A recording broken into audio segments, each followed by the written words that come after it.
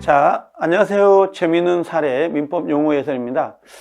이번 시간에는 우리가 그 민법 총칙, 물권, 계약, 특별법 그러잖아요. 자, 물권이라는 거, 이 물권이라는 게 어떤 건지 이 개념을 좀 하나 정립을 할 겁니다. 그래서 오늘은 좀 가볍게 듣고 들으면 되지 않을까 생각이 드는데, 자, 어떤 거냐면 요 물권이에요. 물권 그러는 건데, 자, 요게 물권 이렇게 되어 있죠. 우리가 민법 총칙, 그 다음에 물권법, 그 다음에 계약법, 특별법 이렇게 배워요. 그때 물권이라고 하는 개념인데요. 자, 여기 보니까 특정한 물건이에요. 특정한 물건을 직접 지배해서 배타적 이익이란 말이죠. 배타적 이익을 얻는 권리를 말한다. 이때 물건은 어떤 거냐면 동산이나 부동산을 의미하는 거고요. 그러니까 직접 지배한다. 그래서 나중에 이게 지배권이라 그래요. 그냥 배타적이다 그러면 하나의 물건에 하나의 권리가 성립되기 때문에 하나의 물건에 두 개의 권리가 양립시킬 수 없다라고 하는 거거든요. 자, 그러면 요걸 한번 정리를 해보게요. 물권이 뭐냐 이렇게 되어 있습니다. 물권이 뭐냐? 자, 어떤 거냐면 자, 이렇게 봐요. 우리가 물권 이렇게 이야기를 하거든요. 자, 물권은 용어가 합성어예요. 자, 물건이란 말이에요. 물건을 플러스 직접 지배한다라고 하는 거잖아요. 지배를 해서 일정한 이익이라는 거, 일정한 이익을 향유할 수 있는 권리 이렇게 이야기를 해요. 그러면 여기에 들어와 있는 것처럼 자, 물건이 문제고 직접 지배 일정한 이익 권리 그럽니다. 그럼 여기에 물자란 말 보이죠? 여기 물자, 요 물자하고 요 권자를 요렇게 연결하면 이걸 우리가 물권 이렇게 이야기를 하고 여기다가 법에 규정됐다고 그래서 이걸 물권법 그러거든요. 그럼 우리가 일반적으로 물건이라고 할 때 요 물건이 뭐냐가 문제죠. 보통 물건은 부동산, 가장 대표적인 게 부동산하고 그 다음에 동산이에요. 동산. 그러면 부동산은 움직이지 않는다라는 거잖아요. 동산은 움직인다. 움직일 동자니까 이게. 그래서 부동산의 가장 대표적인 게 토지하고 건물이 가장 대표적이에요. 토지, 건물이 가장 대표적입니다. 거기에 이제 우리가 부가적으로 농작물, 땅에 박혀 있으니까 농작물, 그다음에 수목이라는 거 있죠. 수목. 이런 것도 부동산으로 취급될 수 있습니다. 이런 것도. 자, 부동산을 직접 지배를 해서 일정한 이익이다라고 되어 있는데요. 일정한 이익은 뭐냐면 사용하고 수익하고 처분하는 거 있죠. 요걸 우리가 사용, 수익, 처분 요 권리를 일정한 이익이라 그래요. 자, 예컨대 만약에 이런 경우가 있을 수 있어요. 갑이란 사람이 건물을 하나 가지고 있다고 합시다. 사람, 물건이잖아요. 사람 대 물건이거든요. 이게. 그러면 요 갑은 이 부동산을 뭐 한다는 거예요? 사용할 수도 있고 그 다음에 수익, 즉 월세를 내거나 전세를 내서 수익을 벌어들일 수도 있고요. 또 필요가 없으면 이를 뭐예요? 처분한다라고 해요. 그래서 사용하고 수익하고 처분할 수 있는 권리를 우리가 물권 그러거든요. 그럼 사용과 수익을 우리가 이걸 사용가치 이렇게 이야기를 하고요.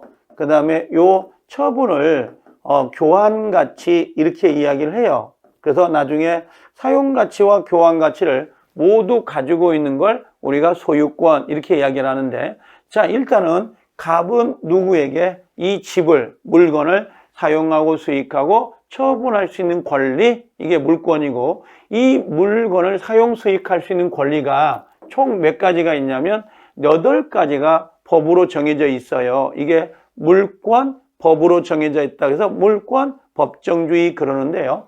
자, 8가지 물권이 어떤 거냐. 가장 대표적인 게 점유권이에요. 점유권 그래. 점유권은 가지고 있다라는 거 있죠. 사실상 지배. 이걸 점유권 그러고요. 그 다음에 소유권이라고 해서 요 사용가치, 교환가치를 모두 지배하는 거. 완전한 물권. 이걸 소유권 그러죠. 그 다음에 요 2가지가 있고요. 그 다음에 제한물권이라는 게 있죠. 제한물권이라고 해서요. 요 부분에 두 가지가 있어요. 하나가 용익물권이라는 게 하나가 있고, 그 다음에 또 하나가 담보물권, 이렇게 분류가 되죠. 그럼 용익물권은 말 그대로 어디다 치중을 주는 거냐면요, 여기다가 요 사용가치, 여기는 교환가치에다가 치중을 둬요. 그럼 용익물권 안에 어떤 게 있냐면 지상권이라는 권리가 하나 있고, 그 다음에 또 하나가 지역권, 그 다음에 또 하나가 전세권이라는 권리가 있어요. 지상권, 지역권, 전세. 그 다음에 담보물권 안에 우리가 유치권이라고 하는 게 하나 있고, 그 다음에 질권, 그 다음에 저당권 해가지고 이렇게 6가지가 들어와요. 6가지라고 하면 어떤 걸 6가지라고 하냐면 여기 점유권, 소유권, 그 다음에 지상권, 지역권, 전세, 유치, 질권, 저당권인데요. 우리 시험에서는 질권에 해당되는 부분은 처음에 배정이 안 됩니다. 이 질권이 어떤 거냐면 전당포 생각하면 좀 쉽다고 이야기를 항상 하거든요. 예를 들면 내가 좋은 카메라를 들고 있는데 이걸 전당포에다가 맡겨요. 그리고 돈을 좀 빌려온 다음에 나중에 그 돈을 사용하고 수익하고 그 다음에 이자를 갚아서 합해가지고 줘요. 그럼 나중에 카메라를 찾아오는 형태 있죠? 이게 전당포란 말이에요. 이게 질권인데 질권은 우리 시험범위는 안 들어가요. 그 이유가 어떤 거냐면 중개업이라는 것은 부동산을 중개하는 것이지 동산을 중개하는 건 아니에요. 동산을 중개하는 게 아니기 때문에 기본적으로 뭐예요? 당연히 질권은 빠지게 돼요. 그래서 우리 시험 범위는 물건을 가지고 누릴 수 있는 권리 8가지 중에 7가지만 가지고 시험을 내는 거예요. 그래서 여기 점유권, 소유권, 지상지역, 전세, 유치, 저당권만 시험에 내는데요. 여러분들이 나중에 물권을 가지고 공부하실 때는 여기 점유권 하나, 그 다음에 소유권 하나, 그 다음에 유치권하고요. 요 저당권, 요 4파트를 좀 잘 하셔야 돼요. 그래서 점유권, 소유권, 유치권, 저당권 이 4개만 하셔도 14개가 문제가 나오거든요. 물권법이. 14개 중에 최소한 8개를 맞힐 수가 있어요. 반타작을 할 수 있는 부분이 요 점유권, 소유권, 유치권, 저당권이에요. 네, 그렇게 정리를 하시면 되는데요. 자, 여기 한번 봐볼래요? 다시. 특정한 물건이 뭐예요? 동산, 부동산, 직접 지배해서 배타적 이익을 얻는 권리다. 그래서 직접성이다, 지배성이다, 배타성을 가지고 있으므로 이 배타라는 것은 밀쳐낸다는 거예요. 하나의 물건에 하나의 권리가 생긴다. 일물, 하나의 물건, 일권, 하나의 권리가 생긴다. 이런 거거든요.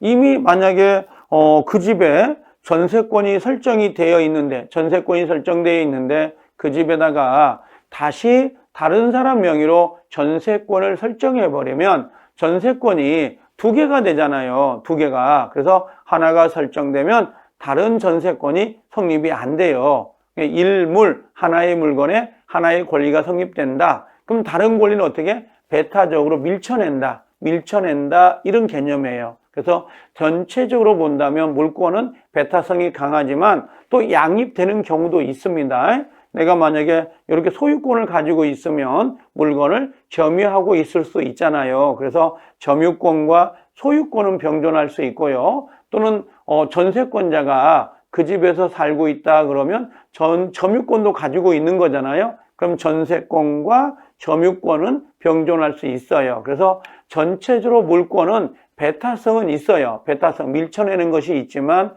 배타적이지 않고 병존하는 경우도 있을 수 있어요. 그래서 이렇게 예외가 나와서 민법이 좀 어려워요. 그런 부분은. 그래서 직접성, 지배성, 배타성을 가짐으로 다른 사람의 행위에 의존하지 않고 권리를 직접 실현할 수 있으며 하나의 물권이 성립되면 그 지배의 범위에 관해서는 다른 물권이 성립될 수 없다. 이걸 우리가 일물이라 그래. 일물. 하나의 물건에 그 다음에 일권이에요. 일권, 주의 이렇게 이야기해요. 그래서 하나의 물건에 하나의 권리가 성립된다라고 하는 거. 이걸 배타성, 밀친다라는 거예요. 또 누구에게나 주장할 수 있는 절대권이고요. 양도성이 강하다라고 되어 있는데요. 물권은 사람이 물건이에요. 그러면 이거 내 물건이에요, 이거 내 물건이에요 하고 누구에게나 주장할 수 있잖아요. 근데 우리가 채권이라는 거 있죠. 채권은 사람이 다른 사람에게 뭔가를 이행하거나 급부를 청구하는 게 채권이거든요. 그러면 사람이 사람에게 뭔가를 청구하려면 계약을 맺은 사람에게만 청구할 수 있지, 누구에게나 청구할 수 있는 게 아니에요. 내가 돈을 빌려줬다면 돈 빌려준 사람에게 돈을 갚아라고 청구하는 것이지, 누구에게나 돈 주세요 그렇게 할 수는 없다는 거죠. 근데 물권은 요게 내 물건이에요, 길 지나가는 사람에게 이 집이 내 집이에요, 요거 내 자동차예요 하고 주장할 수가 있다고. 그래서 물권은 누구에게나 주장할 수가 있기 때문에 절대권이고요. 이와 반대로 우리가 채권이라는 거 있죠. 이 채권은 뭐라 그래요? 상대권이다 이렇게 이야기해요. 그래서 특정인에게만 주장할 수 있지 누구에게나 주장할 수 있는 권리가 아니란 말이에요. 이제 그런 게 좀 차이가 있다라고 생각을 하시면 되네요. 자, 그 다음에 양도성이잖아요. 여러분들 전세권자가 자기 전세권을 존속기간 내에 누구에게나 동의도 없이, 집주인, 전세권 설정자의 동의도 없이 마음대로 양도할 수가 있어요. 양도할 때. 그러면 물권의 객체는요, 현존해야 되고요.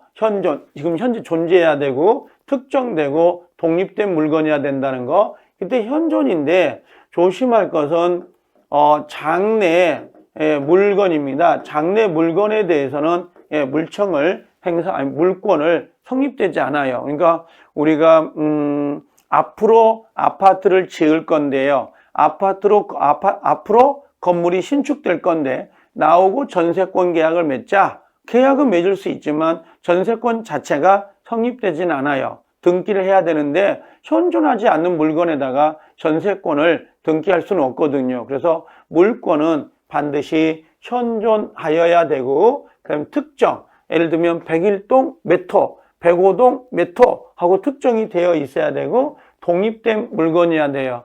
일반적인 구성 부분에 대해서는 물권 자체가 성립될 수가 없어요. 근데 예외적으로 지상권이나 지역권이나 전세권은 그 물건의 구성 부분, 예를 들면 다가구의 옥탑 아니면 반지하 1층, 2층에도 당연히 성립되는 경우가 있습니다. 이렇게. 그래서 독립된 물건이 될 수 있고요. 이번에 권리도 물권의 객체가 가능하다라고 되어 있는데요. 어떤 게 있냐면 지상권, 전세권이 대표적인데, 여러분들 여기가 집이 있고요. 여기에 을이라는 사람이 전세를 들어가려고 해요. 근데 전세금이 예를 들면 1억이다.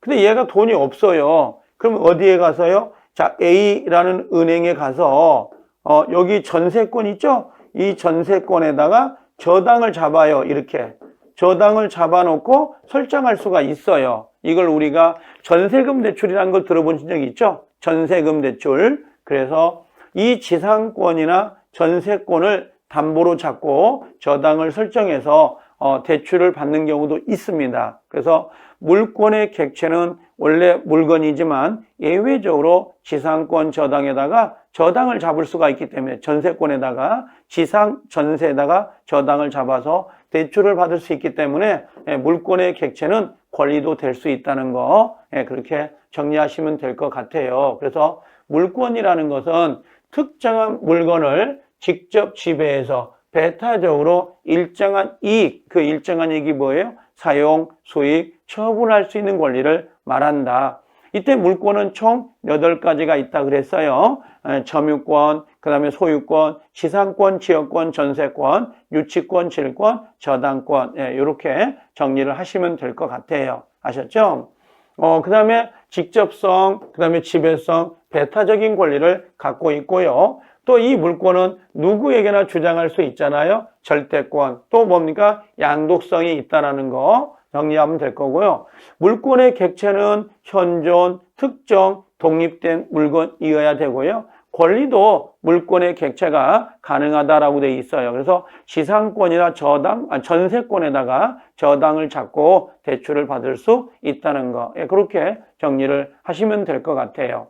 자, 이번 시간에 제가 물권을 전체를 나열한 건 아니고요. 물권이 뭔지, 요걸 좀 정리를 한 거고, 또 물건을 가지고 사용 수익하고 처분할 수 있는 권리가 총 뭐가 있다는 거예요? 총 해서 7가지, 8가지가 있는데 우리 시험은 7가지만 시험을 낸다는 거. 또 물권의 객체는 물건이 있지만 권리도 객체가 될 수 있다는 거를 제가 한번 정리를 했었는데요. 자, 여기 어떤 게 있냐면 여기 넘어오면 요게 있어요. 요렇게 돼 있잖아요. 자, 물권이라고 돼 있잖아요. 물권은 뭐예요? 아까 물권은 8가지라고 했죠?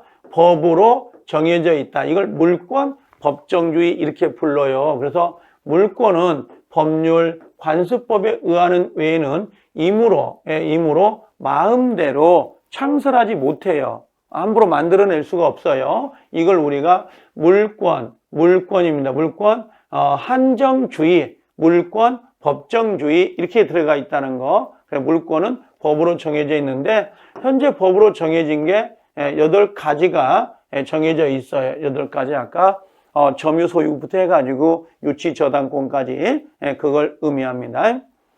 자, 그래서 물권 법정주의가 나와 있는 거고요. 자, 여기 보면 자, 물권 변동이란 말 보이잖아요. 물권이 총 몇 가지예요? 8가지가 변동된다. 변동이 뭐예요? 물권 8가지가 발생되고 변경되고 소멸되는 거 있죠? 이걸 총칙해서 물권 변동이라고 하는데요. 사람으로 친다면 출생하고 사랑하고 그다음에 뭐예요? 죽는 거 있죠? 생로병사 이런 과정을 우리가 물권 변동 이렇게 이야기를 해요. 그래서 이런 권리의 주체를 중심으로 본다면 득실 변경이거든요. 얻는다, 취득, 뭔가 잃어버린다, 변경한다, 득실 변경인데요. 자, 나중에 물권의 변동은 주체, 내용, 작용의 변동이 있고요. 자, 요게 중요하네요. 자, 물권 변동의 원인이 2가지가 있어요. 하나가 법률, 자, 법률, 행위로 인한 물권인데요. 요게 계약이라고 생각하면 되고, 얘는 아까 제가 뭐라고 했냐면, 용어 정리해서 등기를 해야 된다는 부분이고요. 법률 규정은 가장 대표적인 게 상속이나 경매, 수용 같은 거거든요. 이런 것들은 등기를 하지 않더라도 권리가 변경될 수 있지만 등기를 하지 않으면 처분은 못해요. 그래서 상속 같은 경우는 등기를 안 해도 당연히 권리를 취득할 수 있지만 등기가 안 되면 등기를 안 해놓으면 남에게 처분, 매매를 할 수가 없어요. 그래서 상속, 판결, 경매는 법률 규정이라 등기를 안 해도 되지만 처분할 때는 당연히 등기를 하여야 된다. 그와 반대로 법률행위, 매매로 인한 물권의 변동은 등기를 하여야 권리를 취득할 수 있다. 이렇게 정리를 하시면 될 것 같아요. 아셨죠? 자, 여기까지 오늘은 정리를 할 겁니다. 자, 우리가 보통 물권이 뭔지, 그 다음에 물권, 법정주의, 그 다음에 물권의 변동까지 우리가 정리를 한번 해봤어요. 가볍게 용어를 정리한 거니까 너무 부담 갖지 말고 들어주시면 될 겁니다. 자, 여기까지 할 겁니다. 자, 고생하셨습니다. 수고하셨습니다.